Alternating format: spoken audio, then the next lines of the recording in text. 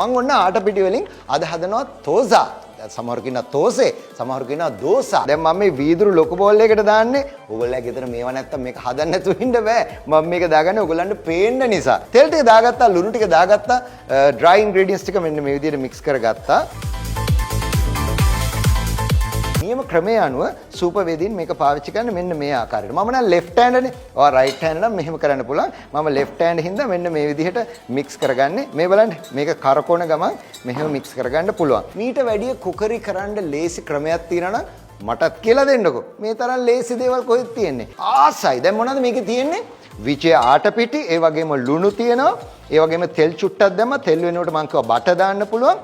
ඊට පස්සේ අපි දාගත්ත වතුර පදමට ඊට පස්සේ කහ කුරු ටිකක් දාලා කහ පාටට ලස්සන කරගත්තා. මේ ලුණු ගෙඩිය මම ස්ලයිස් කරන්නේ නැහැ. ඔන්න බලන්න ලුණු chop කරන ක්‍රමය.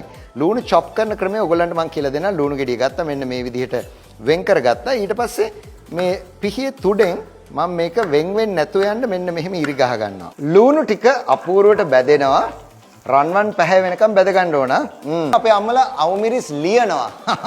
කොස් ලියනවා. අවුමිරිස් ලියනවා. එහෙමත් කියනවා නේද? අබ ටික ලස්සනට පුපුරන් එනකොට මෙන්න මේ විදිහට මිශ්‍ර කරනවා. මේ බලන්න පට්ට ගාලා ආන්න සද්දේ. අර උගුරේ ඉන්න ශුද්‍ර පාණියට දැනිලා කිව්වේ නැත්තම් එහෙම ඒක හොඳ නෑ. ඒ ගතියට එනවා. මොකද්ද මේකට කියන්නේ අපි? ලේඩල් එක. thickness එක මෙන්න මේ ගානට තියෙනවා. මේ බලන්න. ඕ මේකට අපි කියන්නේ මොකක්ද දන්නවද?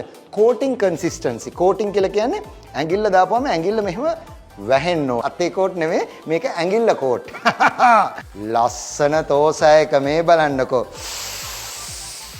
ආසයි. ගෙදර අයට අපූර්වට කන්නටත් මේ වගේ දේවල් හදලා බලලා අපිටත් කියන්න අපි තව අලුත් විදිහට මේක වෙනස් විදිහකට හදන ක්‍රමයකොත් අපි කියලා දෙන්නම්. ලේසි ආසයි. cook with don කියන්නේ නිකන් නෙමෙයි මරුනේ ඉතින්.